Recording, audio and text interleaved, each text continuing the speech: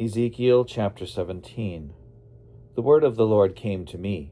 O mortal, propound a riddle, and speak an allegory to the house of Israel. Say, thus says the Lord God.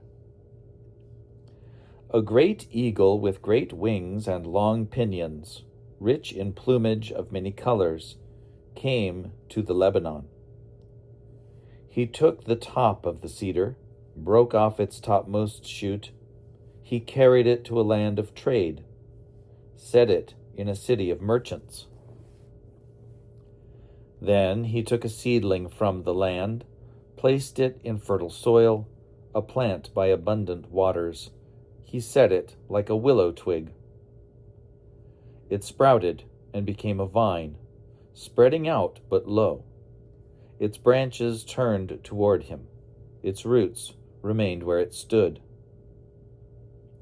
So it became a vine. It brought forth branches, put forth foliage. There was another great eagle with great wings and much plumage, and see, this vine stretched out its roots toward him. It shot out its branches toward him, from the bed where it was planted, so that he might water it. It had been transplanted to good soil by abundant waters, so that it might produce branches and bear fruit and become a noble vine. Say, thus says the Lord God, will it prosper? Will he not pull up its roots, cause its fruit to rot and wither, its fresh sprouting leaves to fade?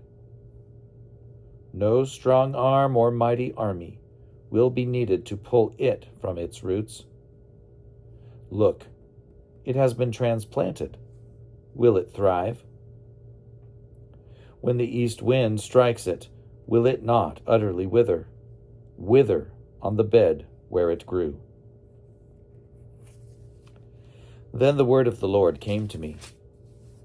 Say now to the rebellious house, do you not know what these things mean? Tell them, the king of Babylon came to Jerusalem, took its king and its officials, and brought them back with him to Babylon. He took one of the royal offspring and made a covenant with him, putting him under oath. He had taken away the chief men of the land, so that the kingdom might be humble and not lift itself up, and that, by keeping his covenant, it might stand. But he rebelled against him by sending ambassadors to Egypt, that they might give him horses and a large army. Will he succeed? Can one escape who does such things? Can he break the covenant and yet escape? As I live, says the Lord God, surely in the place where the king resides, who made him king, whose oath he despised and whose covenant with him he broke, in Babylon he shall die. Pharaoh with his mighty army and great company will not help him in war, when ramps are cast up and siege walls built to cut off many lives. Because he despised the oath and broke the covenant, because he gave his hand and yet did all these things, he shall not escape.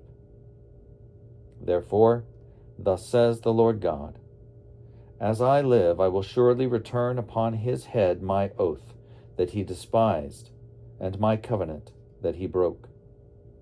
I will spread my net over him, and he shall be caught in my snare. I will bring him to Babylon and enter into judgment with him there for the treason he has committed against me. All the pick of his troops shall fall by the sword, and the survivors shall be scattered to every wind, and you shall know that I, the Lord, have spoken. Thus says the Lord God, I myself will take a sprig from the lofty top of the cedar. I will set it out.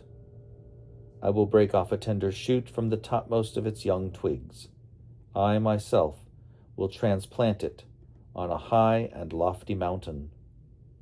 On the mountain height of Israel I will transplant it, and it will produce boughs and bear fruit and become a noble cedar. Under it, every kind of bird will live. In the shade of its branches will nest winged creatures of every kind. All the trees of the field shall know that I am the Lord. I bring low the high tree, I make high the low tree. I dry up the green tree, and make the dry tree flourish. I, the Lord, have spoken. I will accomplish it.